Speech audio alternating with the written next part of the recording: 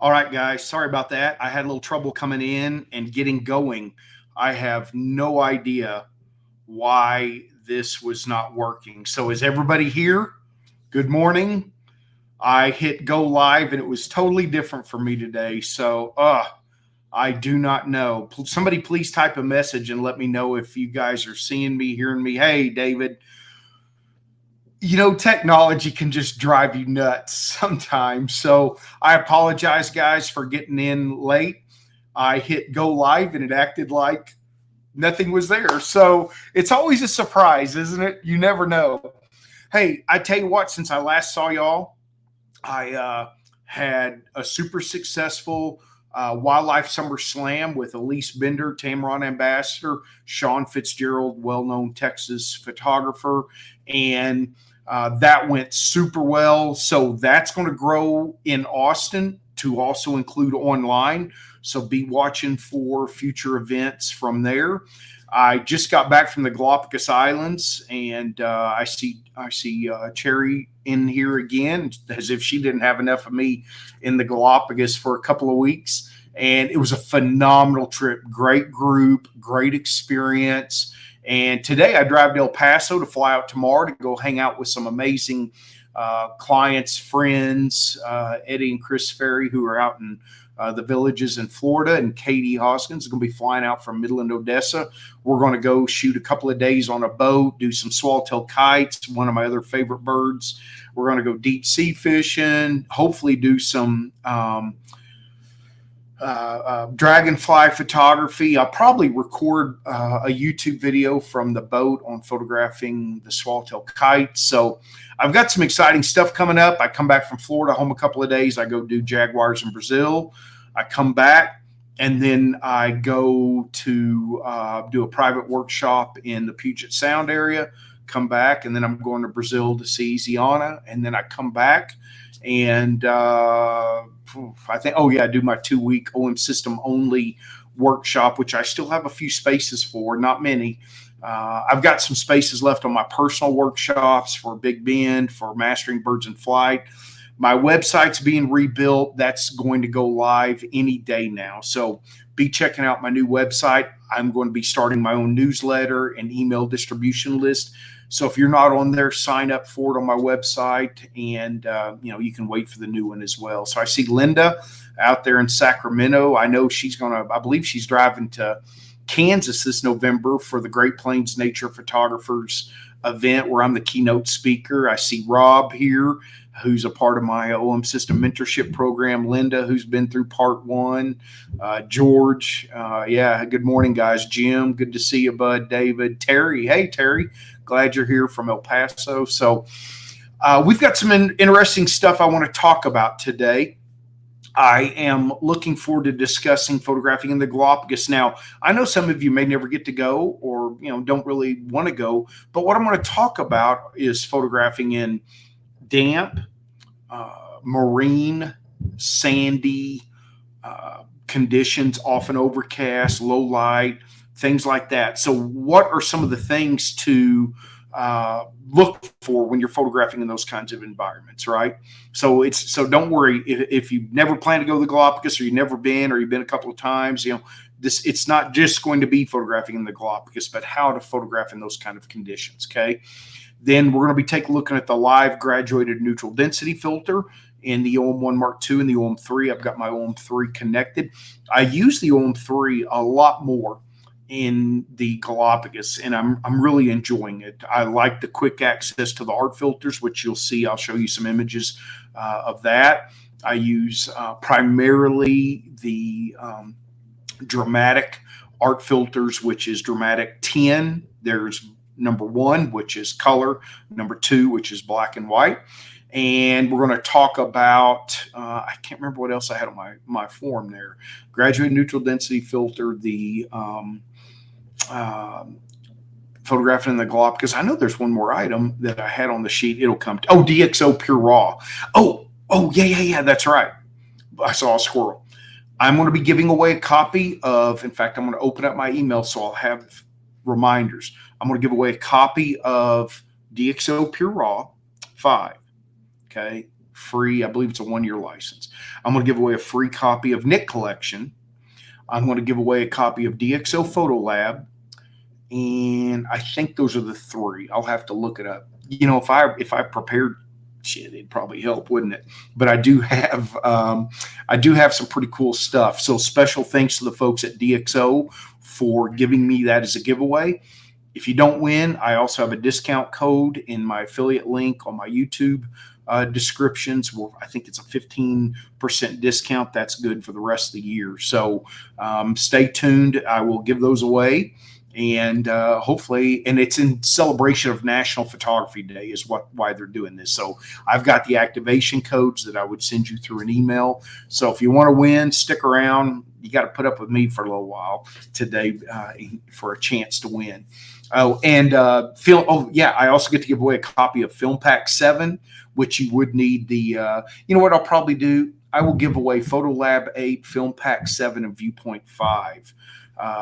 As a threesome because they go together. Okay, so that's something I have. I also have a couple of items that I'm going to a little bit of a garage sale thing.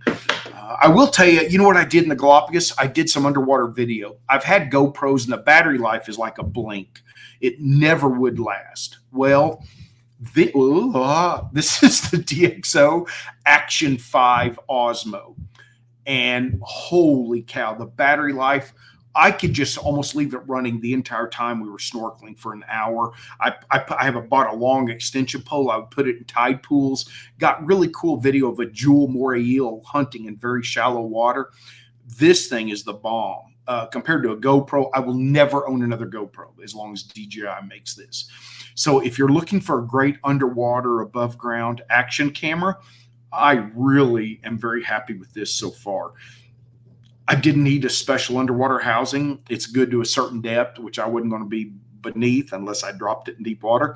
And I was very happy with the performance, very happy with the output, the ease of use. It's so much easier to see the back screen on this underwater.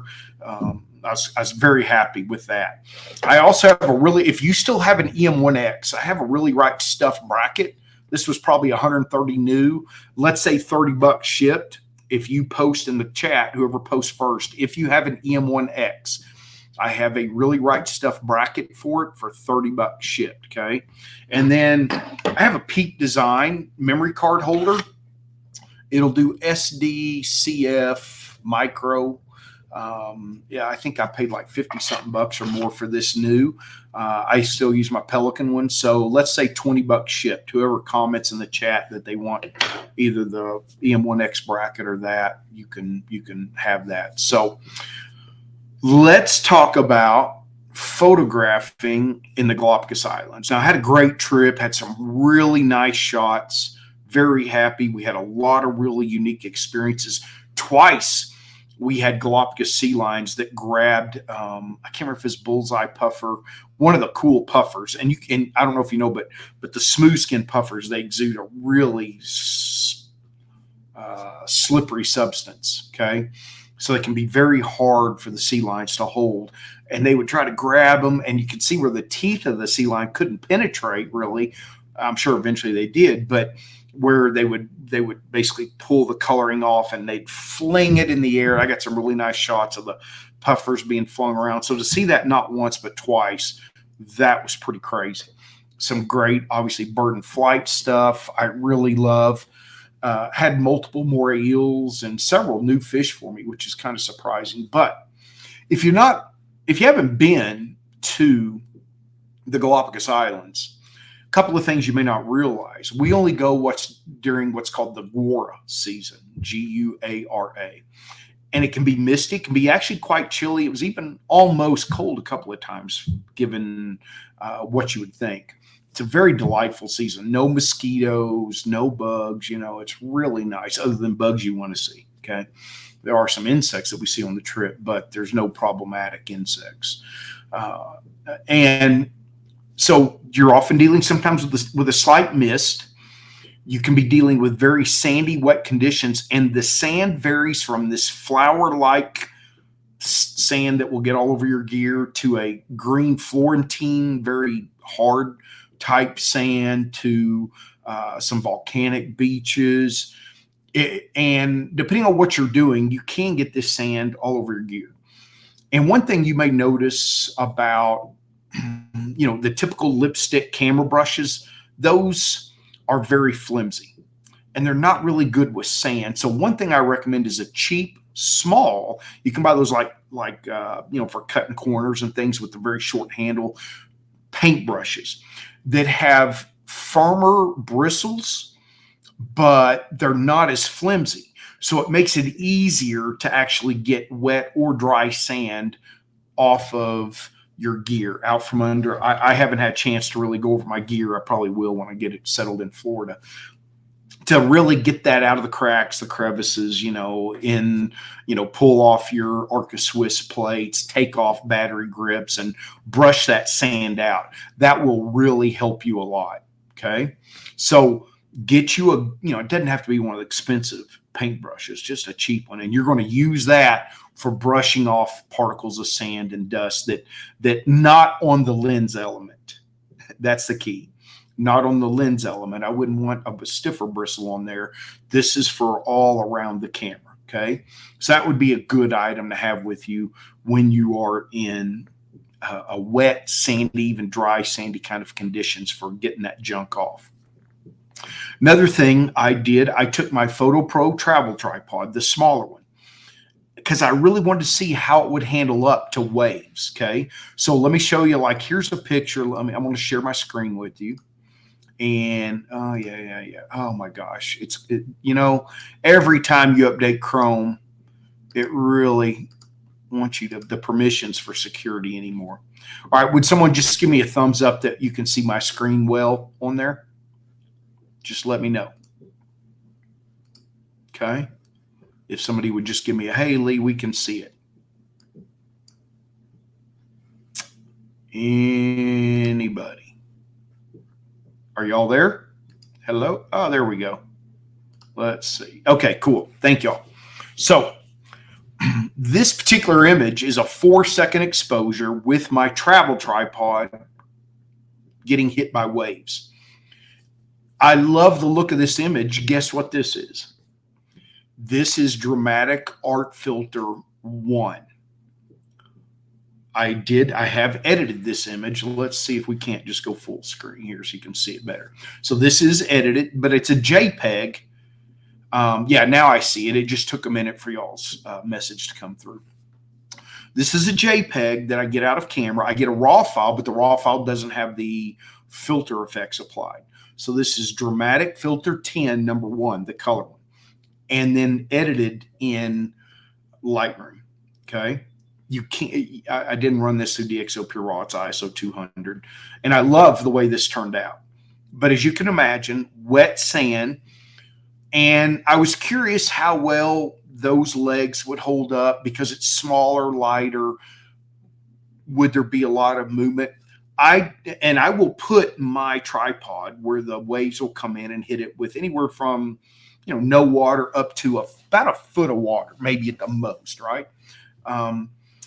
And if I shuffle around a lot, guys, I have as I've lost weight, I have an umbilical hernia and a tumor that's giving me a lot of grief right now. So I'm shifting around a lot more. One thing you'll notice is it's tack sharp for a 4-second shot. And you can see that the waves are coming up to my tripod level on the left, on the lower left, which I'm kind of covering. I see. Let's see if I can move myself around here. Let's see if we can change where I'm at. Well, there we go. Now you guys can see. Let's go back to full framing it. So you see on the lower left, my tripod's in an area where the wave is coming in. So it handled really well, which is nice. Now on this, so that's my PhotoPro Origin Plus travel tripod, and this is the I believe the 3. Let's exit the full frame and. Whoops. Yeah, I believe that's shot with my, where's that one? Yeah. Yes, that's taken with the OM3 and the 8-25 landscape lens, which I love. So, man, we got, hey, Calvin from Maine. Nice. Glad to have you this morning. So one thing I'm always happy about is tripods that perform well. I do not like tripods that don't perform well. And this was probably the toughest test I put it through. And I took the smaller one to help conserve weight. My bag was still just a couple of pounds over, and going to the Galapagos, I had to pay a little bit coming back. They didn't charge me going. It's always mind-boggling. They didn't charge me going, and I said, well, it's the same weight coming back. So performed really well. Now in Florida for dragonflies, I will be taking my new E7 PhotoPro tripod with me because I'm going to be using the 150 to 400. Why do I use a tripod with dragonfly and damselfly photography with the big lens? A, to give my arm a break. B, I tend to use fill flash, and so, just to help out. My shutter speed will be a little lower. I will obviously have ambient light. The fill flash will just illuminate some of the details, and I'll probably do focus stacking a lot. And if I'm doing, the more images I'm doing, the more I might want to be on a tripod. I do a lot of handheld focus stacking, did quite a few in the Galapagos, but just to give me a little more consistency. Okay. So it's a little heavier, a little bigger than the Origin Travel Plus. I have a new suitcase that's much bigger and very light. It only weighs 5 pounds. It's like a composite. Wasn't cheap, but it works really well. I got tired of having a bag. I'm over two-wheeled luggage. I want four wheels so I can spin it any direction, roll around. I have a rule. So some folks in my own system mentorship, I saw Brandon's in here, and he heard me say this. If something pisses me off greatly 3 times in a row, whether it be gear, software, something, if it works poorly 3 times in a row and I get pissed, then I'm pretty much looking to replace it. And I started getting pissed with my two-way roller bag. So I'm not going to be using that much anymore. That's just kind of one of my standard rules for me. So as you're looking at this image, a 4-second image, the only travel tripod I've had that I would use so far, and very sharp, nice, pleasing image, right? So let's get out of hide that. There we go. Okay. Now, when you're photographing in a damp condition, though, let me pick another image to give you an idea. The Gora blew in while I was doing these landscapes, okay? And you're going to see the effect right here. Oops. I love my Apple. I'm a huge Apple fan, but the one thing is when occasionally you brush your finger across your mouse and it switches things. All right, now if y'all look, so I'm facing into the coming mist. You may say, well, Lee, why didn't you do that? Well, because this was the view I wanted, but you can see I would try to wipe down my lens between every shot, but I've still got quite a few water drops to go. When we do a wet landing, if you're ever in a place where you're doing a wet landing where you have to get out of a panga or some boat and you might get wet, I used to always I'd put my cleaning cloths in my swimsuit pocket, and then they'd get wet. Well, this time what I did, if you got a Tilly or some other hat, I started putting them up in my hat. Now, if you sweat, you're going to want to put them in a plastic bag, which wouldn't be a bad idea. But I started putting my cleaning cloths up in my hat, and that way I could pull it off, into the mist and get my lens, cloth, clean it, put it back. So when you're shooting in a misty condition, a lot of people don't want to shoot then, but no, you still need to shoot. Okay. Very important that you're going to shoot. So, but you just got to stay on top of keeping that mist and use your lens hoods. This has the lens hood on it, still getting mist because of the angle I'm shooting at. Another thing I would say is really be careful about the shoes you choose. Make sure you have shoes that work well on wet rocks. And that's tough. One thing I don't like, with Keen sandals, well, almost any sandal, particularly with toes, the sand, even if you're wearing socks, builds up in the toes, and it really starts hurting your foot. It really puts a lot of pressure on your foot, and it can cause extreme discomfort. Water shoes, the cheap water shoes, they're not sturdy enough to give you support on these things. One thing I've been using of late are those scuba snorkeling shoe socks, neoprene that zip up, keeps the sand out. Obviously doesn't keep the water completely out, but it keeps the sand out, and it has something of a firmer bottom. It's not. There are sometimes I'll step on a rock and I'll feel it, and they're not always the best on every wet rock. the best soles on a wet rock that I've tried in water shoes still allow sand in. I wish I could say I had a perfect solution for this. Now, and I need to confess, I have extreme tenderfoot. I am from the top of my feet up. I'm as tough a guy as you'll meet. I mean, I have horrible pain right now from this thing going on, but and I'll tough it out. I don't care. It's just part of my life. But I will be honest. I don't have an Achilles heel. I have an Achilles sole of my feet. They are the most tender. I've babied them all my life. And, you know, the worst torture to me would be to make me walk across a pebble driveway barefooted. You know, Steve, I've got a pair of the fly fishing boots. I do. I have a new pair there. I've got a pair of those that I want to try. The downside is the ones I have are really heavy, so they add a lot of weight. And I use I snorkel on this trip. So I need the snorkel boots, rain boots, guys. You know, yeah, they would work, neoprene type things, but again, weight. It's always weight. I'm taking my own flippers, my own wetsuit. So you have this balance between weight and functionality. Okay, when you're flying. Now, if you're not flying, no problem. If I weren't flying and it's not hot, muck boots would probably be a good option. They'd be good as long, test the soles. I'll be honest, Crocs are great on wet rocks, but you hit wet clay, oh my gosh, forget it. Crocs are actually really good on wet rocks, but terrible on clay. Okay. I've tested a lot of different things, but flying with them is a challenge. So another thing about photographing in wet marine conditions is the salt, right? So I do not put any extra cover on my gear. I mean, Cherry was there in the midst and the spray from the waves, everything. But what you should do when you get back is take a damp washcloth and give everything a good wipe down. I would brush off the sand first, with your paintbrush, clean off but give your body and your lens a good wipe down with obviously a mildly damp washcloth. Give it a really good cleanse because you know that feeling you get just on your clothes and everything from the salt in the air and all that. You don't want that to stay on there long term. Now, one thing you might encounter: OM1 Mark II. I don't think because of the design of the OM3 that you'd have this issue, but the OM1 and the OM1 Mark II, that the way they've made it so weatherproof means that if certain grains of sand get your dials, it can make them hard to spin. Now, what I tend to do is I'm not saying you should do this. I will just force that sucker and grind that little thing up. But I'm an ambassador. If I need to send my camera in, I can for free. Okay. So you might be cautious about that. Keep that brush in because the weatherproofing makes that dial so tight. I've had people say, well, my dial's stiff. Well, you probably got debris up in there. That's probably what happens. Okay.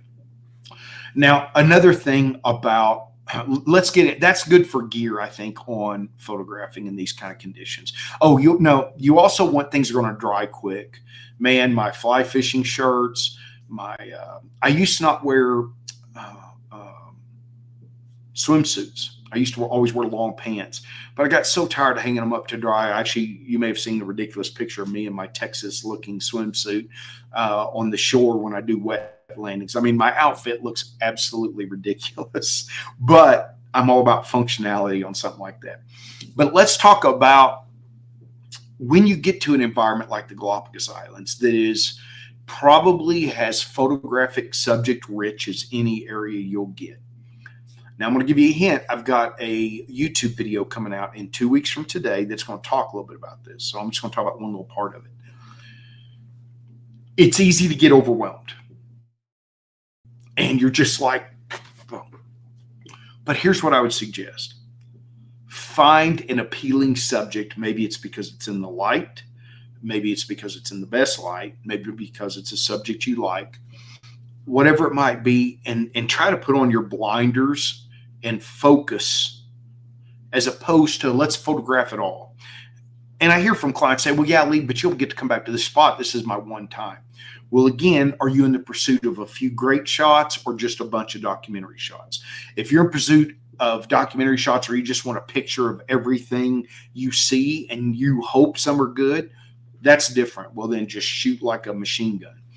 But if you're in pursuit of visually compelling images, focus, focus, focus. Okay, for example, Galapagos Island. This is one of my favorite spots in the morning. Okay, if you look over on the left, it's the spot I have the most images from. Now I had lava gulls that I wanted to work because they are one of the rarest gulls in the world. I think there's less than 600 pairs of them, and they're beautiful. You know, you'll see lots of birds in flight. Okay, I'm just scrolling. I'm not worried about showing you one particular image, but notice the birds in flight. And this trip, I also focused on preening birds a lot. I wanted to go for the intimate, like the, oh, I haven't edited this yet. Oh God, I love this shot. Look at this. Oh, hey, y'all want me to edit this live right now? Would that be a good thing? Because I forgot about this shot. Oh my God. This was one of my favorite shots, probably of the trip. Okay. So this is a Nazca booby. And I saw that it was sleeping and I wanted the eye visible. Okay. So let's do a live edit. Okay. I know I was going to talk about DxO PureRaw, so I can talk about that right now.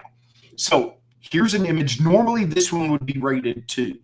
Okay. But this day I got distracted and I could not cull in my normal process. Guess what's coming out a week from today on my YouTube channel? My updated 2025 workflow for post-processing. So if you would like to know my updated workflow, general outline, that's a week from today. So make a note to watch my YouTube a week from today, and I'm going to talk about that. Now, if you'll remember, when I import my images into Lightroom, whether I'm coming from Photo Mechanic or directly in, I apply we're going to go into the develop module. I apply a preset. If you look on the far left of the screen, see that DxO PureRaw 4, I should update that, say PureRaw 5 import. What that does is it removes the default sharpening from Lightroom. It makes sure no lens corrections have been applied. And it makes sure that the camera profile, the color profile, is in camera muted. So I don't want any editing applied to my image before I go into DxO PureRaw 5. Okay. So to go into DxO PureRaw 5, I simply click on this. And now we're going to go export. And I'm going to process it instantly. I'm not going to bother showing you all my settings right now. Okay. So once you have your settings set up, you can just process instantly. This page comes up. Now, if you say, oh, I really would like to change my settings, you can. Okay. You can click on these for edit and go in and change it. So I'm going to hit process now. And you'll see, even with a fairly high powered MacBook, that this takes a minute to process. I will often do 8 or 9 images at once. I noticed the latest version, it's taking a little longer because it's just doing more. Now it's processing it. It brought it back into Lightroom. The one thing I don't like, it put it into a collection. I have a video about this, but here's what, let's say you wanted to compare what DxO PureRaw did to the original file, because you see what I do when I rename it from DxO, I keep the original file name and I append the AI model that was applied. So D prime XD2S is applied. So I know at a glance, this is a raw file. Now it's been, changed to a DNG, which is still a raw file, Adobe. I know this is a raw file that's been through DxO. Okay. So I'm going to right click on the image and see this go to folder in the library. That's going to take me back to the Genovesa AM folder where this file is found. And you'll notice it created a stack. So this is the process file. This is the raw file. So if I select both and I come down here to the compare, and if I hit tab, I'm going to hide my end panel so I can see more. Okay. And this, it's not showing. Hold on. Why are we not showing the raw file? We're not showing that. Let me make sure I'm showing the right file here. That is not the right file, is it? That is. Okay. Okay. I think it's switching the names. That is really weird. Oh, well. So I will often come in and compare. Let's go into develop and do the, yeah. Okay, there we go. This is, like that. Now it's correct. Okay. So it's showing the right file now. And my file was shot at a lower ISO, so didn't have to do too much to the file. So now what I like to do is come in, and we're going to go back into the develop module. I'll hit the tab key is already done in the develop module, so it's showing it back. I'll hit I to hide the data, right? Now what I want to do is I want to make this I the most prominent. Okay, this is what the image is all about. I don't think I'm going to crop the image. I think as shot in micro four thirds format is what I like. So whenever you have a really large eye in your image, that's what we want to be. We want those to really pop. So I'm going to bring out a little more detail in the image. First, I'm going to increase the exposure to make it more prominent. Clarity makes eyeballs look really cool. Okay. See how it brings out some of that detail, but notice it's pushing the darks, and so I'm not going to do too much here. I may even come back up and bump up the whites a little bit and pull the shadows down a hair. I just want that eye to have more contrast. So if we turn off the mask effect, you can see what I've done. See, I'm just making the eye more prominent. Now, I want to apply some things to the part of the head that is sharp that I don't want applied to these scapular feathers that are more blurry. So normally I would often do a select subject mask, but what I'm going to do here is I'm going to go select object, increase my brush a little bit, and what I want to apply is to here. I got to come back in and add a little more.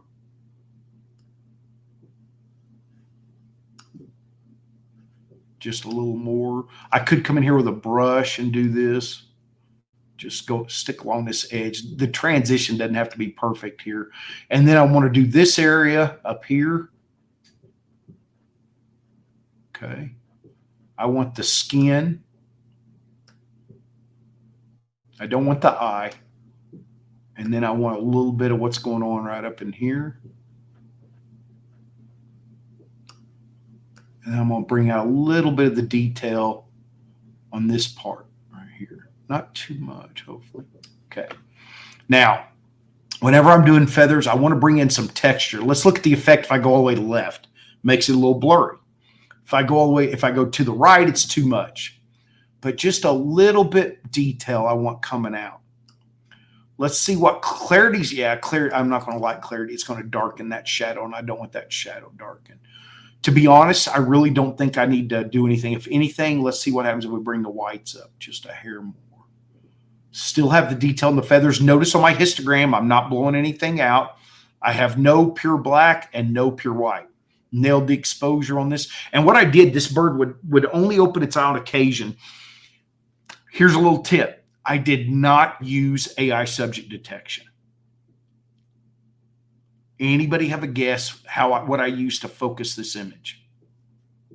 What would you want to use when you're shooting this tight?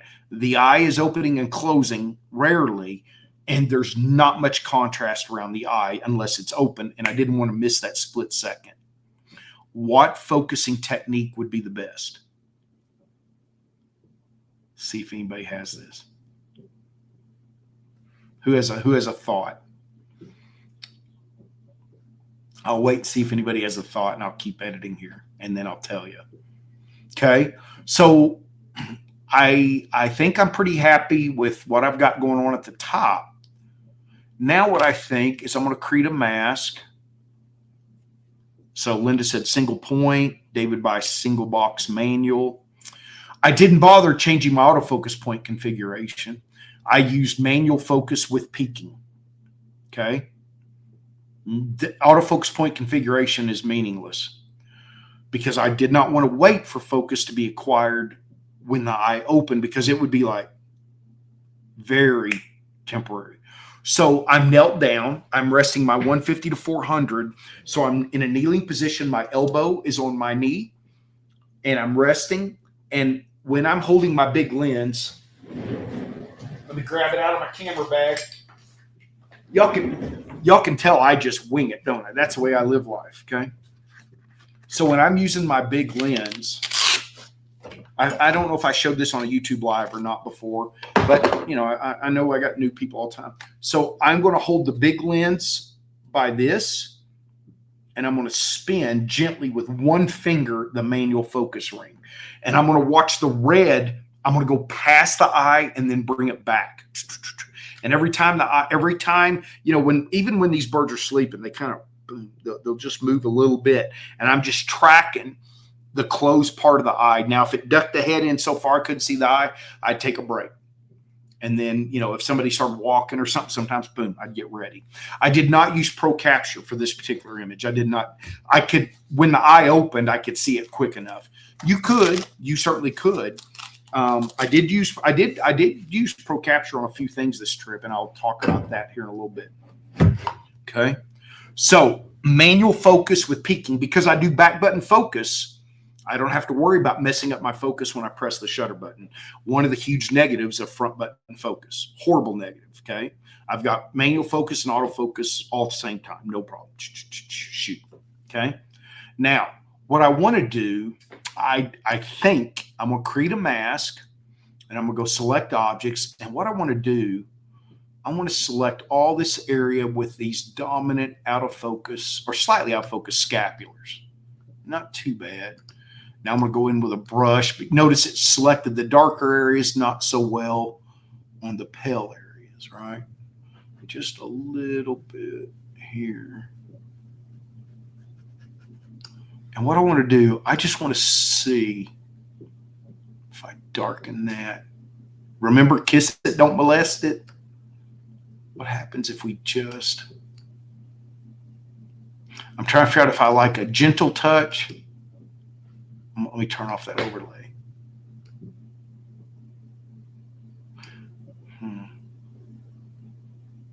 See, what I kind of want is a canyon right here. And so what I think, here's what I think. This is what I'm thinking. I'm thinking out loud, okay? I think I don't want to darken this, and I don't think I want to darken the white in here. Let me check my overlay now. Yeah, let's delete all this.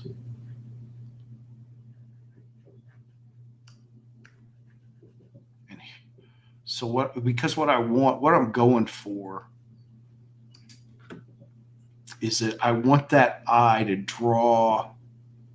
I want this to be like this right here. Let's see what that looks like.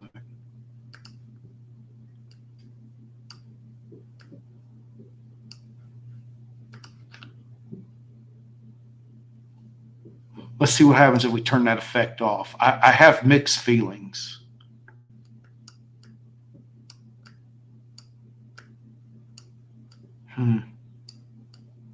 So y'all are getting to see the struggle I have right here. Huh? I don't know. I kind of like both, but I think I'm actually liking the paler effect. Yeah. I actually don't think I'm going to do that. It's not often I change my mind on something, but I kind of like the softness, I think. I really do. I think I like the softness. The eye is the hard dominant feature, so I'm going to let those scapulars be a little softer. In fact, here's what I might do to them. Ooh, I'll show y'all a little tip I'll do sometimes. So actually, here's what I'm going to do. I actually think I want to make them a hair bit softer in terms of sharpness.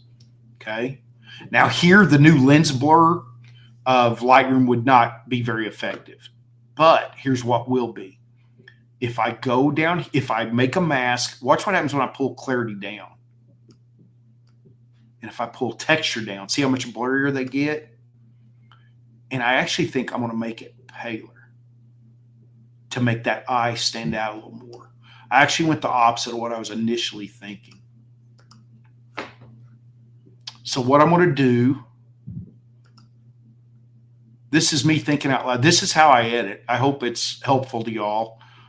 If not, well, you're getting a glimpse of my crazy or whatever you want to call it.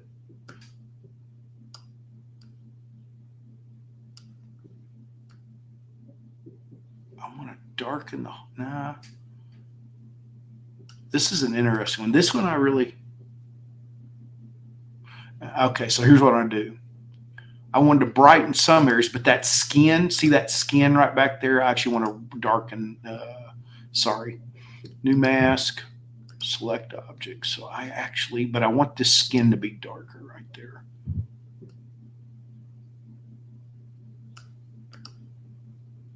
Ooh, there we go. Now, if I want to add in that skin right there to that mask, so notice I made the mask back here. I'm going to go add, look at this, color range, and I'm going to click on that. Now let's see if it added it to the mask. It did, but see how it added these scapulars? So I expanded my mask. You can see it up here, but there's some areas I don't want in that. So now I'm going to go subtract with a brush, big brush. I'm just going to wipe this out from that mask. I don't want it being applied to certain areas. Now, let's see. Okay, there's my canyon I want. There's my channel. That's where I want the eye to go, right here. Okay. I think I could play with that eyeball. Some people might go in and clean this up. They might take that out. I will think about that. I think I'll think about that. I know a lot of people. I had quite a few bird watchers on this trip, and I talk about this a lot. They get stuck in what I call field guide photography. They get stuck thinking, oh, you know what? Let's do this while I'm talking.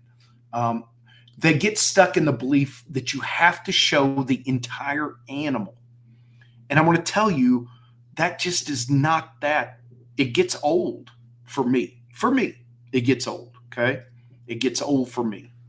So if you want to move, and guys, let me make a confession. For many years, I was a field guide photographer because I grew up looking at them. I was a birder. These are habits I had to break to get to be better. But I started noticing field guide images don't win contests. And y'all, I've entered like 5 or 6 contests my whole life. It's not my thing. I celebrated, Linda's in here. She won People's Choice and Top Choice at some contest. I think her fair, a big fair there in Oregon or something. And that's, I celebrate with I have clients enter contests all the time. Awesome. But you know what? Unique action or fine art type wildlife is what stands out. This to me is a visually compelling shot. Okay. And it's something I was looking for this whole trip. I told you I really focused a lot on preening birds. Let me see if I can, let me go out to all of my images from the Galapagos. I've edited a few. And the way I find these quickly out of 20,000 shots, see this file type? So I'm going to go down to D&G and sort in the filter. And now I can see all the different images that I've already edited. So preening birds. Ah, crap. Where am I? Oh, this one. Oh, here we go. This one I love. This is a wall hanger for me.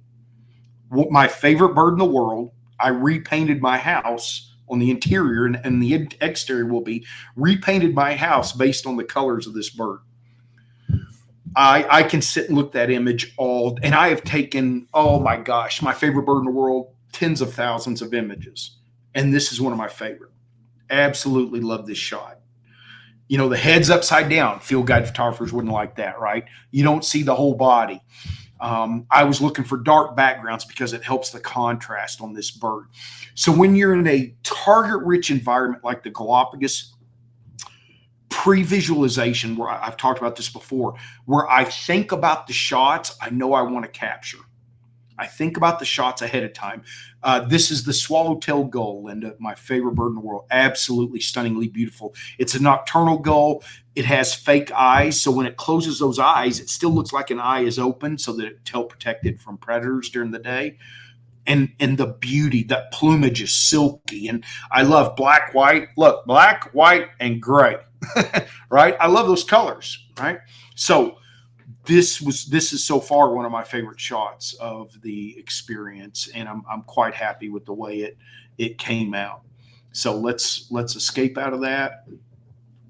And oh, here's another one. Okay, another preening bird shot. So this is a red-footed booby.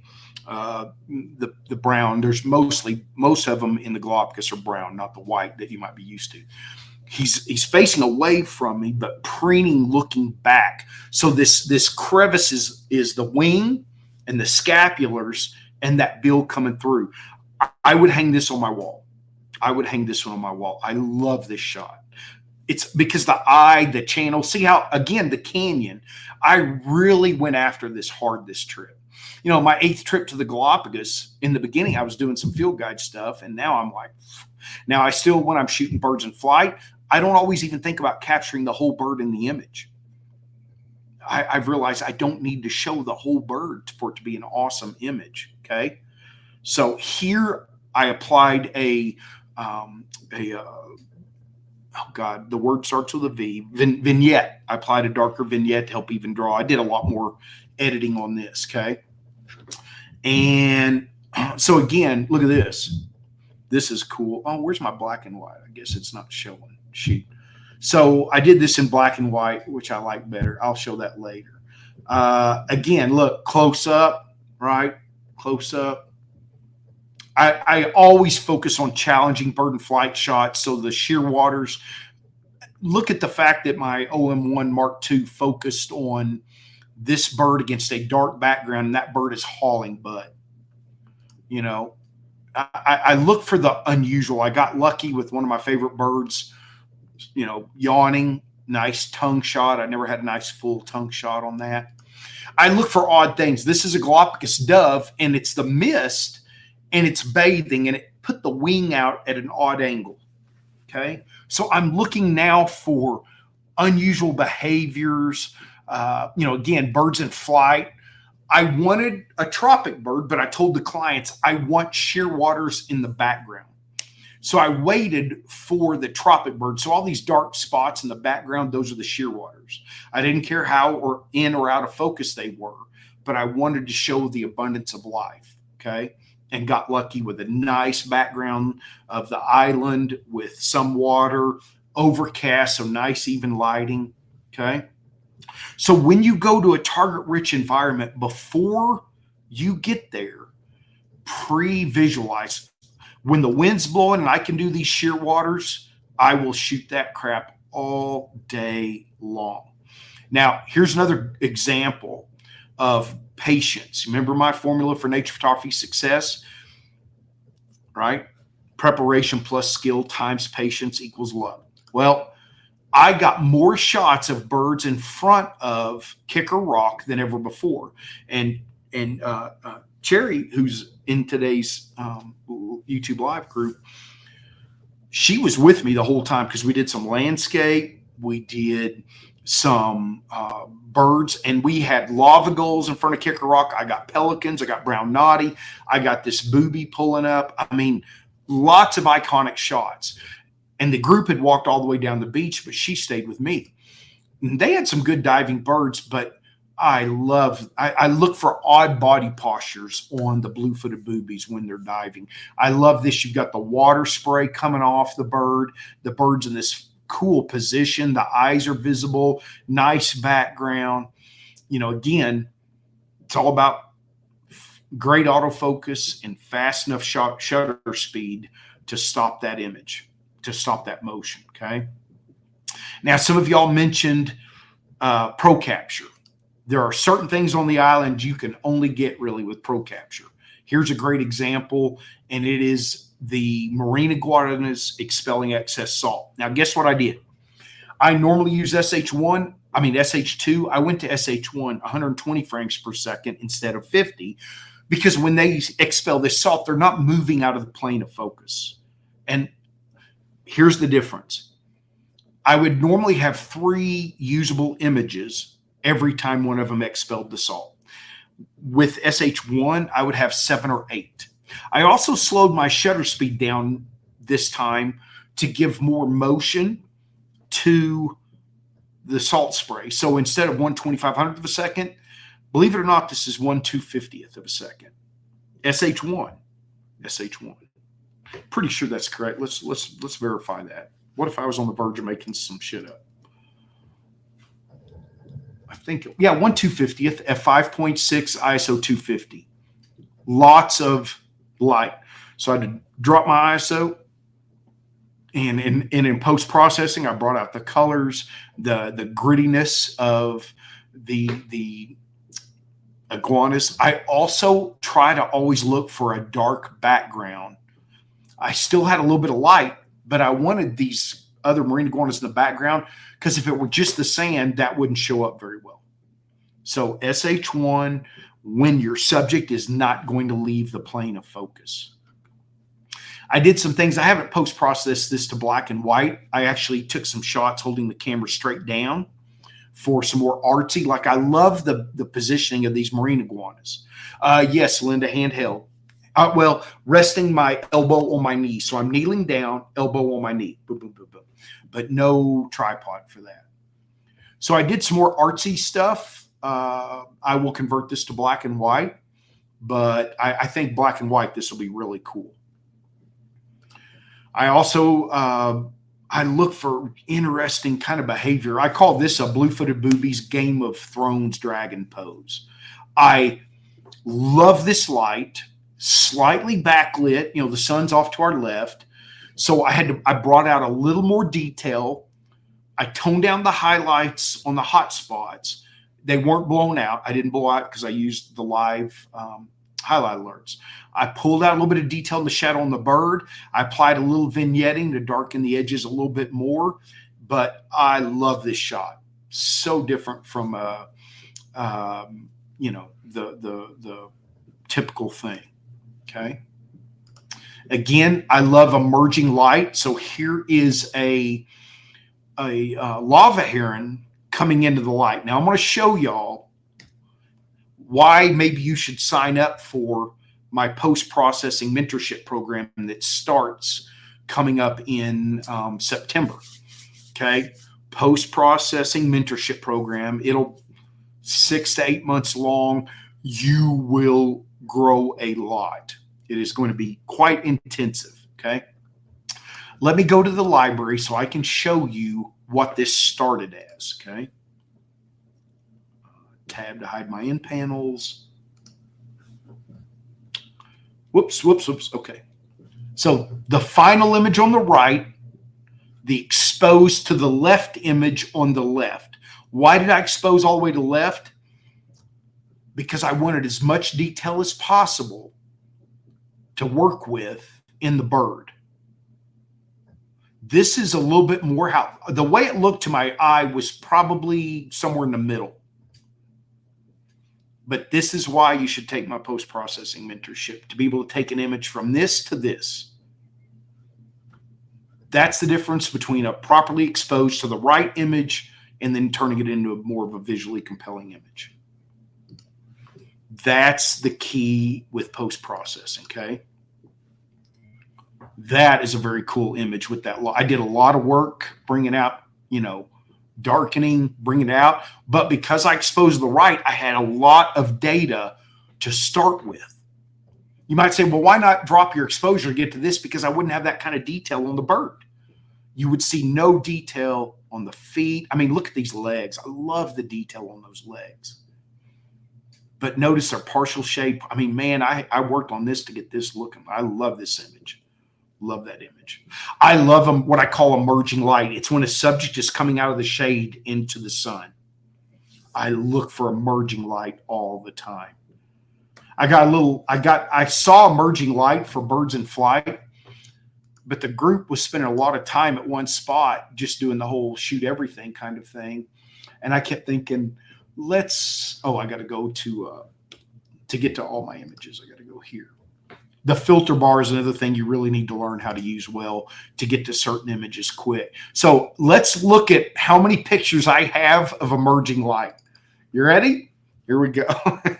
So these are just the ones I've edited so far. So there's 1, 2, 3, 4, somewhat 5, 6, 7, sort of 8, not, 9, sort of, not quite, not, sort of.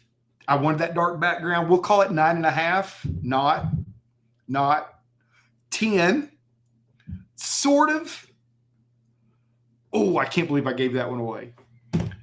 So another SH1. All right, I that's okay. I don't have a huge crowd today, so I want to tell y'all about this. Another reason I went to SH1, I realized the power of this. So anybody want to take a stab? Cherry, you cannot because you were there. What that hunk of goo is on the beach. Yeah, I'll just tell y'all. So a sea lion had given birth probably in the night and had a brand new baby. And a lot of people were shooting it. But I saw, as the sun started coming up, the frigate bird started feeding on the afterbirth. Okay? This screamed SH1 because the focal plane I wanted was where the afterbirth was. I could have tried to track the bird in focus with SH2, but I knew I wouldn't get as many images. So this is one where I saved a lot of images for educational purposes. So let's go to the folder. I've only edited this one. So hold on. Let me go back in here and, I love this action. The frigate bird's head bit back, pulling some of the meat off. Look at the explosion of sand and meat coming off there. Okay. So here are the ones I saved, and I saved some to teach. Let me find my 3s, okay? Because I ranked them as 3. Here are my educational ones, okay? So let's hide our end panels. Let's go to full frame so we can see what's going on. All right.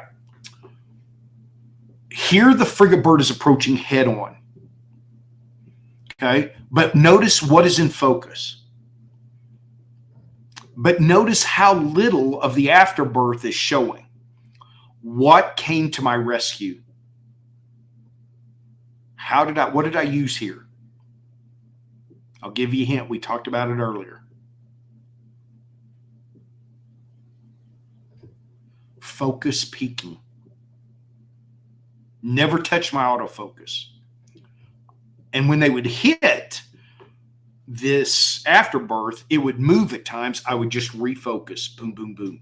That peaking told me what was going to be red. So you'll notice the frigate bird is not sharp yet because I started SH1. So I would look around the left side of my camera with my left eye. I would try to hold my camera still on the afterbirth. Look, and when I saw one coming, I'd put my eye down and I would just, boom, hammer SH1. I knew I was going to have a lot of photos to delete, but how often do you think you're going to get shots of this? So notice what's happening. Look at this. The bird is out of focus because the plane of focus is the afterbirth. And I'm using SH1, which means it won't focus once you start taking the pictures. It won't change focus. It's going too fast. So watch this. Watch this. The tip of the bill is in focus. The eyes are kind of boom. Now I have all these shots. Look at that. Now look, the bill open. Look at how many shots I have to choose from. Holy crap. I mean, look at that. Now you'll notice the bird is out of focus. It left the plane of focus. That's okay. Okay, let's go to the next sequence. Same thing. Bird's out of focus. Look at where focus is. On, and yes, Julio, similar to macro. Look at this. Watch. Bird out of focus. The bill coming into the plane. Look at that shot I have to choose from. I could crop this to something of a pano crop. Oh my God. Look at this. Bam, bam. Look at that. Look at that head angle. How many shots I have to choose from. So the next time one of y'all bitch to me, I don't want to shoot at SH2 or SH1. I don't want to delete those images. You're being ridiculous. Look at that sequence I have to choose from. Which one do you like best? Because I got cool images starting probably there. And look at that. The bill open coming in. I'm all tingly inside. Look at that. Look how many images I have to choose from. Look at all that work for that small bite. No, Rob, SH1 is 120 frames per second. 120. So here's another one. Let's go through this sequence. Now I deleted some of the prior ones. So the bird came from the side. Look at that. Okay. If you think you're going to follow focus on that bird, forget it. You're going to lose a lot of shots. Look at this sequence. Now I did delete some of the prior images. Look at all these images I have to choose from. I'll be honest, I deleted some images that people probably love to keep, but I don't need them all. Look at this. Look at what I have to choose from. I mean, look at the tail. What a neat shot. That would stay cropped, maybe crop a little bit off the bottom, maybe not. Now look at the tail. Look at the colors. I mean, oh my gosh. You got so much to choose from, right? Every time the bird, oh, hold on. I hadn't loaded this image up yet. So here we go. Coming from the side. Boom. Look at that.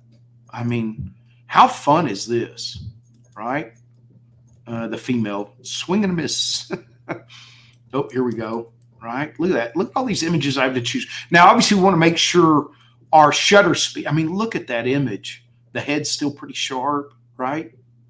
Oh, I got so many images to choose from. So then Cherry and I went over to photograph landscape, and then a lava gull came over and picked up some of the, and I haven't even edited these, it picked up some of the afterbirth that the sea lion. Now, the other clients were already way hauling ass down the beach. They didn't get any of this because, you know, off to go see other things. And they may have got some great shots down there, but this is a good example of being patient and working an area until you have worked it out. I got so, look at this. I got shots of this laughing gull just working. I mean, laughing gull, lava gull working. I mean, I can go through here and pick. Now, this is SH2. This is 50 frames per second. Look at what I have to choose from. Which one will I go with, you know? Here he is shaking. Look at this. Shaking out. And you got water droplets, sand droplets, right? This is why, for wildlife, 50 frames per second should be your go-to. Again, if you're doing portrait, if you're doing field guide photography of a bird on a stick, no, you probably don't need 50, right? But, man, once you move past, look at all those shots. And this is what I kept. I mean, I've got so many to choose from. Now, another thing in a video that's coming out on my workflow, why are these images rated a 4? Okay. I kind of got away from shooting the Galapagos, but y'all know we'll just rolling with it. Okay. These are focus stacked. Okay. These are handheld focus stacks. So what I wanted the tip of the scapulars in this image back to the back of the head sharp, but a blurry background. So 12500 at f5.6, ISO 1250. Okay. So I got a series of focus stacked handhelds, right, that I'll be working on there. So when you go to a target rich environment, really pay attention. Here's another one. Oh my gosh. We had a rainbow pop up, and I'm looking for one specific image. I don't know if I put a 2 on it or not. Hold on. And it's not something I would normally shoot. Where is this? Is this it? No, it's before this, I think. Oh, by the way, by staying in the same spot, there's the frigate bird with some of the afterbirth in front of Kicker Rock. But I'm trying to find where I have a very small bird in the frame with the rainbow. Now I'll have to pull out the bird in post-processing. Sorry. I wasn't planning on talking about this, or I'd have been better prepared. Here we go. So check this out. I like this. Here we go. See the diving booby, the diving blue-footed booby right in the rainbow? Even though it's small, I think I really like that shot. I'll have to level this. I'll do some work on it, but pretty cool, huh? Pretty cool. All right. Enough of that nonsense. Let me stop sharing. Okay. So there's some ideas when you go to a place like Galapagos in terms of gear, what to look for, what to shoot. I mean, just so many great opportunities. Now, target-rich environment can be some of the rookeries in Florida, Texas. You don't have to go to Galapagos to have that. But instead of falling into the trap of believing that you always need the whole bird in the frame or that the bird has to be big in frame, start thinking of how you can get more creative, okay? All right. So I want to talk for a minute about the live graduated neutral density filter that is found in the OM1 Mark II and the OM3. That built-in filter has brought back how much I use the 7-14 2.8 because that lens doesn't handle sun flare as well as the 8-25, and I love the 7-14. But by having the built-in graduated neutral density filter, it makes it so much easier rather than trying to use the special adapter on the 7-14. So a couple of things I've learned about the graduated neutral density filter. You can program it to a button on your camera. So on my camera bodies that are used for landscape photography, it is always going to be programmed to the plus minus, the exposure compensation button. Now for wildlife and macro, that button I program for turning on and off subject detection, okay? If you press the button you programmed the live graduated neutral density filter to, and you spin the rear dial, you can change the number of exposure values from 1, 2, or 3. But this is interesting, okay? Yes, Rob, that is correct. You can change SH1 to 60, 100, or 120 frames per second, but I leave it at 120, okay? So you can, if you program the live neutral density filter to a button, you can turn it on and off using the button. But the live graduated neutral density filter programmed to a button, if you press it to turn it on, you can't press it again to turn it off. It's kind of weird. You would normally have to go into the menu, but what I will do when I'm done with the graduated neutral density filter is I will press the button to turn on the neutral density filter and press it again to turn it off. And then both are off. I don't know why you can't press the button again to turn off the live graduated neutral density filter. Makes no sense to me, okay? But you can't. So what do? I just press the button for the neutral density filter, hit it again, and it turns it off. So that's how I circumvent that limitation. Another interesting thing I discovered in the Galapagos, with the art filter, dramatic tones 1 and 2,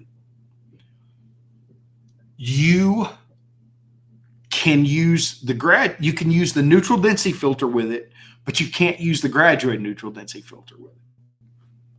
Okay? I found that out just randomly. You can use the neutral density filter with at least dramatic tone 1 and 2. I don't know about the other art filters, but dramatic tone 1 and 2 you can to help you get a slower shutter speed, but you cannot use the graduated neutral density filter. Okay? Now, a couple of other things to know about the graduated neutral density filter. I'm going to go to the camera. I'm going to turn my camera on, and I'm going to change cameras, which sometimes gets to be a pain in the butt. So y'all give me some feedback, assuming you can see my Mark III well, okay? Looks like you can. I can see it, so hopefully you can. Now on the OM3, I'm going to, I have the art filter turned on. Let me turn that off real quick. Okay. So now on the top back of the OM3, I have a computational photography button that if I press it, I can spin the front dial and pick live neutral density filter, graduated neutral density filter. Now you'll notice up at the top, we can select soft, medium, or hard, and 1 exposure value or 1 stop, 2 exposure values, 2 stops, 3 exposure values. So right now we only have 3 exposure values that we can go. I almost always use 8. And I almost always use soft. Notice once I let go of the button, whoops, sorry, I pressed the wrong thing here. So let me go back in and turn on the graduated neutral density filter. All right. Now, up at the top, if I use the front dial, I can pick the filter type. See, if you see this white icon on the far right, that lets you know which dial you can use to change what. So I can use the front dial and pick soft, medium, or hard. Hard, I will use at a beach where there's no obstacles in front of me. I almost always use soft in every other setting. Okay. So let me turn off, let me pull off my card here so you guys can see. Now, see this line right here? This line, I'm using the directional pad to move it up and down. That is the graduated neutral density filter. Whatever I move it to, above it is going to be darker, below it will be lighter. Well, what if I wanted to inverse that? What if I wanted the darker area at the bottom and the lighter area at the top? Well, I would use the front dial and completely flip it. Now you'll notice it's dark below it. So the front dial moves the graduated neutral density filter in significant angles. The rear dial moves it gradually. So the rear dial is for fine tuning. The front dial is for dramatic changes. Okay. Now, here's another interesting thing. Okay. So let's just get it straight level. If I push the directional pad left or right, or the joystick on the OM1 Mark II, I move the center point of the filter. Now, if I rotate it, I'm rotating it around that spot. So one day I was in Patagonia and I had a waterfall and there was a rock up in the very upper left corner getting too much sun. So I moved the center point and then I rotated it like this just to block off that corner. Now, here's one of the challenging things about the graduated neutral density filter. If I want to change or see my other settings, I have to press the info button. I press it once, it just shows me the whole image. I press it again. Now I can make exposure adjustments and see my settings. So I can, decrease or increase my ISO. I can adjust my shutter speed, right? I can slow it down. I can increase it. So you have to get familiar with the info button to cycle through. Here is where I would make adjustments to. Okay. All right. Info again. I see the whole image without anything. Info again. I can adjust my exposure settings. The effects of the graduated neutral density filter are still in play. But that's how you cycle through with the info button. So again, my exposure settings, adjusting the filter, and then just to see the whole image. This is like basically to help you with composition. Okay. So we have 3 exposure values. I almost always use 8. We have soft, medium, or hard. I use soft in almost every circumstance except for a hard edge horizon. Yes, Linda. So to move my filter, I like to use for up and down, I will use the directional pad. I will occasionally use the joystick on the OM1 Mark II, but normally the directional pad. To move the center point, I use the directional pad. Okay. To rotate at dramatic angles, I use the front dial. To rotate in small angles, I use the rear dial. So those are the controls. Okay. And you see down at the bottom, it will show you the directional pad and then moving the directional pad left or right. Okay. You'll see that as well. All right. So let me encourage you guys. Let me go back to my camera here. I mean, to my video. So let me encourage you guys. Start playing with this for a lot of landscapes, and here's why. A lot of times exposing to the right, we can still pull detail out of our sky. That's not a problem. But there are certain scenes where it's super pale that it makes it a little harder. Using the directional pad means you have to do, using the live graduated neutral density filter means you do less recovery. You're still going to expose to the right, but it's going to hold your sky back. So exposing to the right for your sky still gives you even more detail to start with without having to recover it. I hope that makes sense. It'll give you a little darker skies, which we often want for the drama in our landscape images. Okay. So that is an overview of the live graduated neutral density filter and the settings and how to use it. You can also go into the menu and do it. Um, so you have to hold it down for at least 2 seconds. Yeah, that's kind of annoying. I hate that crap. That's like too many other electronics. Yeah. Yeah, David says he programs his to the front button. I had to stop using the front buttons because I accidentally hit them too often, and it aggravates me. Remember I said if something pisses me off 3 times, I stop doing it. I wish I could use the front buttons. That is so powerful to have all the front buttons. So David says if we hold the button down 2 seconds, let's go into my camera here, and let's give this a shot, because that would be awesome. So if I don't have it programmed to a button on my OM1 Mark III, on my OM3, because I have the CP. Wah, wah, wah. Yeah, I'm not going to bother pulling out the Mark II, but David, I appreciate that. We will give that a. So guys, David says again, if you have it programmed to a button, hold the button down for 2 seconds, and that will turn it off. So thank you, David. Might be how I do it on the Mark III too, when I have it turned on. Let's go back into the camera. Here we go. All right. So I'll press my computational photography button, and let's turn it on, because otherwise I have to spin it all the way back to off. So let's see if we hold the CP button for 2 seconds. Hey, David, guess what? I'm just going to ship you the David's our winner in today's Peak Design memory card holder. Okay, so let me go back to my camera. Hey, David, if you'll send me an address through my email, I wouldn't recommend posting your address in here, but if you'll send me your address, if you want this Peak Design memory card holder, $55 value, sir, it's yours. Okay. All right. Now, I had down DxO PureRaw. Okay, and I'm going to talk about that, and then we'll do our giveaways. Okay. And I've got a little thing that's just going to do a random selection over here. So for me on the giveaways, let me go back and share my screen here, and I will show y'all a couple of the settings that I want. And we're going to go entire screen, screen 1. Okay. So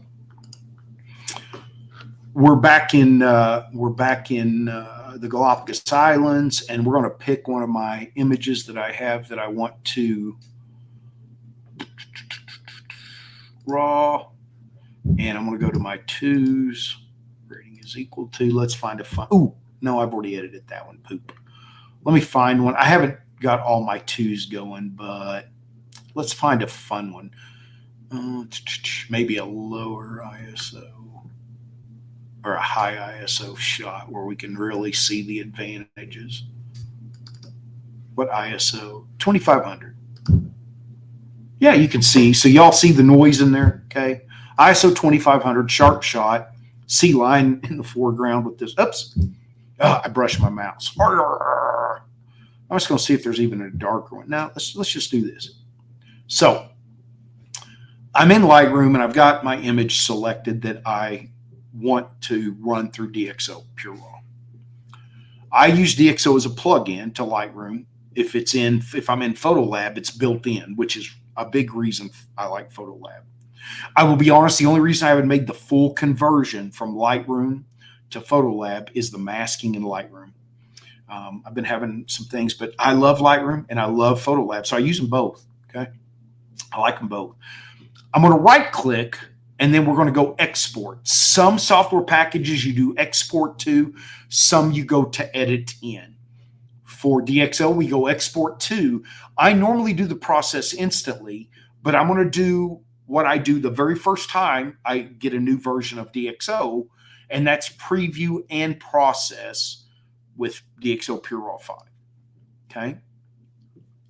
So it'll just take us a little bit longer than it normally would, because now it's going to pull up.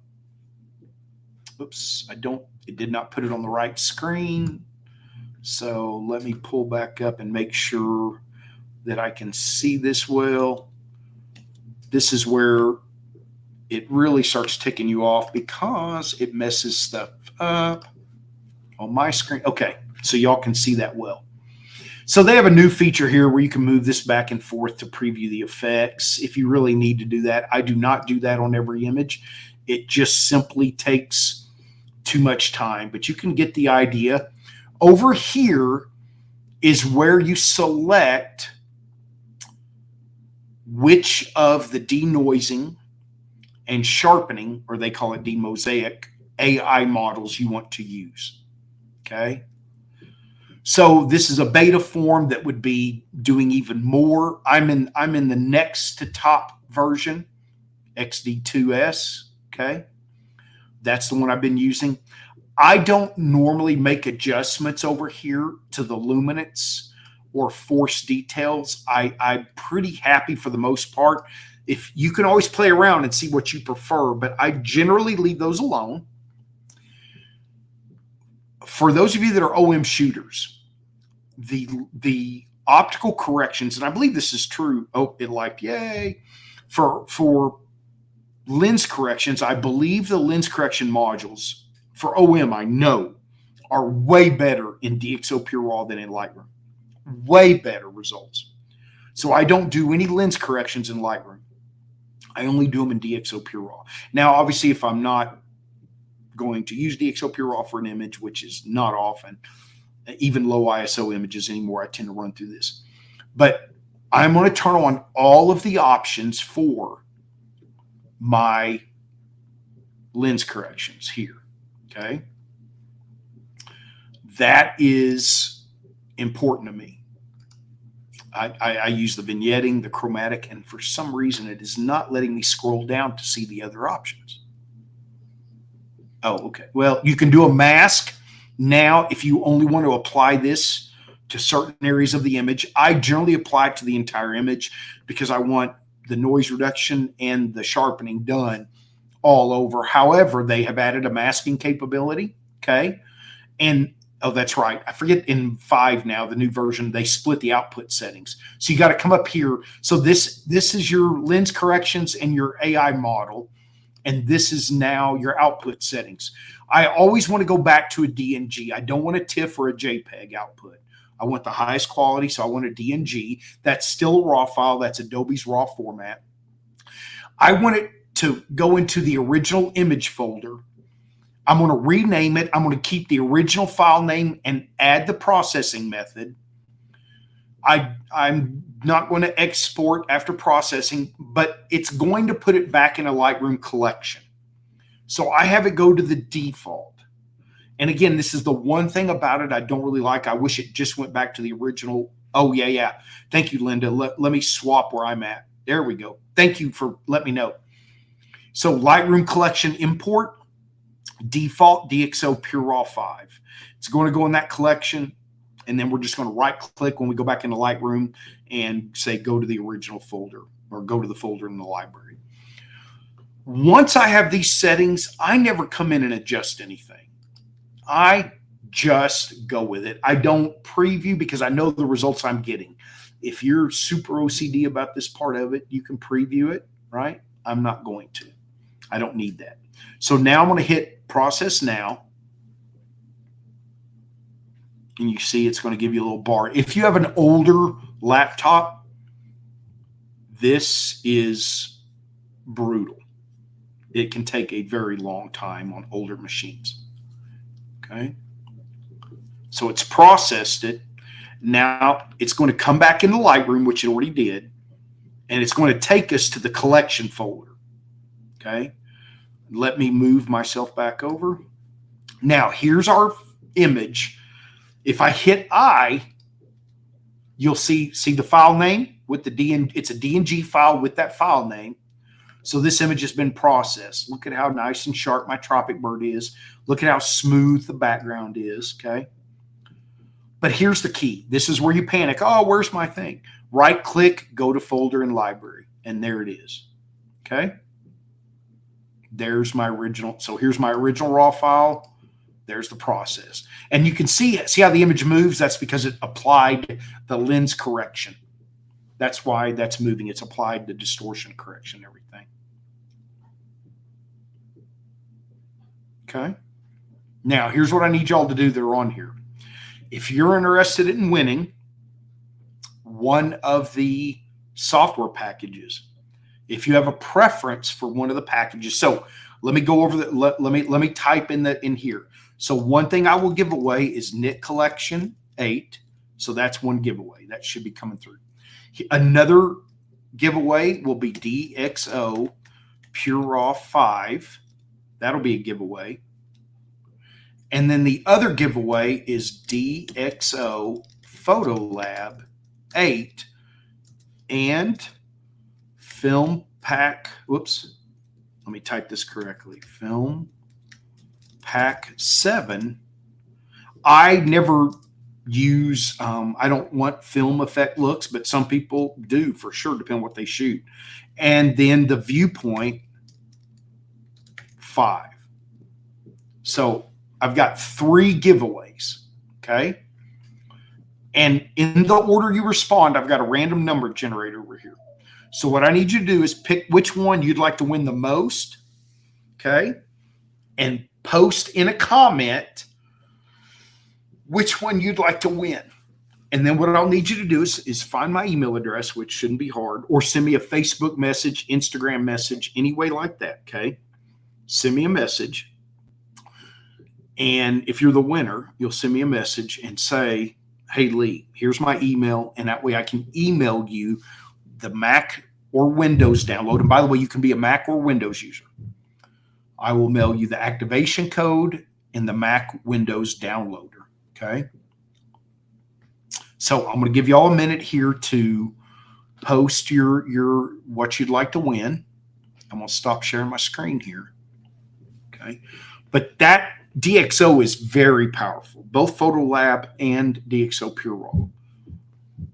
Malcolm, you're welcome. Yeah, you bet. PureRaw, yeah, look at there. Oh, Knit Collection. Sarah wants Knit. Linda said PureRaw 5. We got a lot of Serge and Rob say PhotoLab 8. Everybody, give me your preferences, okay? Because I'm going to say how many we have. I'm just going to say 3 in my number generator. So I've got DxO PureRaw 1, 2, 3, 4, 5. Okay, so let me go here, new window. So random number generator. Here we go. I thought I had it open. I must have closed it earlier. Here we go. Okay. So I said we have, is that everybody? Has everybody got, oh, no, there's another one. So let me go 1. So I've got 1, 2, 3, 4, 5, 6 for DxO PureRaw. So, okay. And again, your number, oh, there's 7. Okay. Everybody make sure you get your preference in. And you know, I know sometimes there's a delay on the chat, so that's why I'm giving it a second. So right now I've got 7 PureRaws. All right, it's 10:31. Okay, 7 PureRaws. So here we go. And your number. So if you're number 1, that's whoever posted DxO PureRaw first. Okay, so here we go. Generate. Okay, it gave me 1. So I think, let's see here. Oh, wait a minute. Did I miss somebody? No. Okay. So that is Ricklin. Oh, that's going to be Linda Koenig, right? Because you're number 1. Yeah. 1, 2. Yeah. Okay. So Linda, which I have your email. Okay. So Linda 1, DxO PureRaw 5. Okay. And now I'm going to do Knit Collection, but I think I only see 2 people. Okay, hey guys, I tell you what I'll do. Here's what I'll do.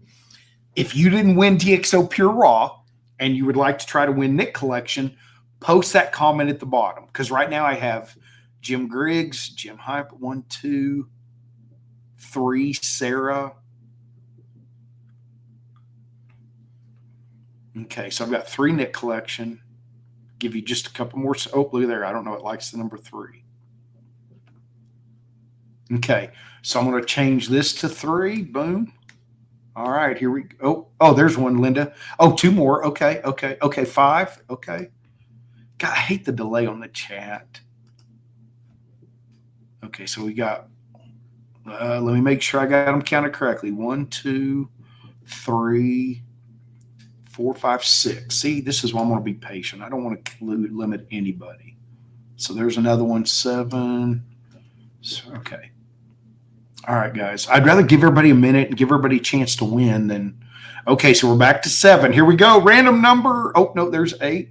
Oh, well, Linda, you just won. You can't go back in there. All right, whoever's number 4. Let me go. Let me start at the top. Okay, so Jim, number 1 and 2. Sarah was number 3. Malcolm.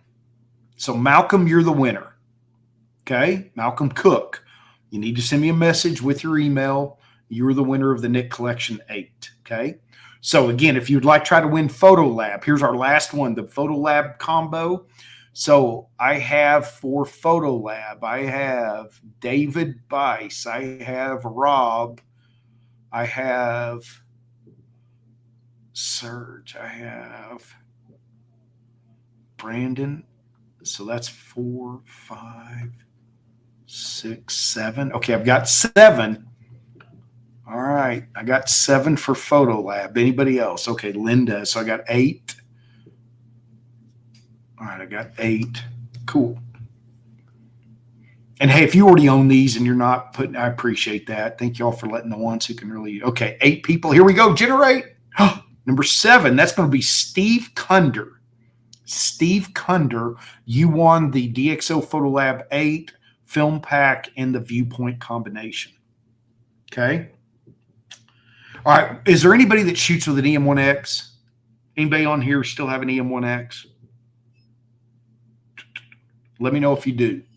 Let me know if you do. If you do, I'll just ship this to you. You don't have to buy it. Let me know if anybody in there has an EM1X. Well, we're at 10:34. I am going to be driving to El Paso and staying the night there and then flying out early in the morning for Florida. So I've got to travel, do some laundry in El Paso, and of course get some barbecue, and then fly out to. Jim, you do? Do you have? Okay, Jim. You know what, Jim? I'll just bring it to the November meeting with me and let you have it. Okay. So yeah, Jim posted first. So Jim, I'll bring that up there to the meeting. If you're in the Great Plains region, I'll be speaking at the Great Plains Nature Photographers Gathering in November. So that'll I'm looking forward to that. I'm doing a brand new presentation for that. Really been contemplating some unique ideas. So I'm looking forward to it. Hey guys, my new website should go live anytime soon. The old one's up, but there may be some times where it's down a little bit. But just be patient. I am starting a new email distribution list. If you're not on that, go sign up. I won't be peppering you every day. I'll probably have a reminder email that goes out for my YouTube's videos telling you the topic. And I will let you know about workshops, Great Plains Nature Club kind of stuff. If I'm having any sales, equipment, I'm now a Photo Pro ambassador. I've got some affiliate links for things. So I'll be talking about equipment I use and things I found. So like usual, guys, I'm super appreciative for my online community. I thank you so much for joining me this morning. I hope it was helpful. And my next one is going to be, let me give you all the date. It will probably be probably going to be October 5th. That will probably be my next meeting will be October 5th, my next YouTube Live. So if you want to pencil that in, October 5th, I'll be doing my next YouTube Live. Hey, you guys go out, capture some visually compelling images. I so appreciate your time today. Thanks for joining me. Again, hope you learned some stuff, and next time we'll have fun too. We'll talk to y'all later. Bye-bye.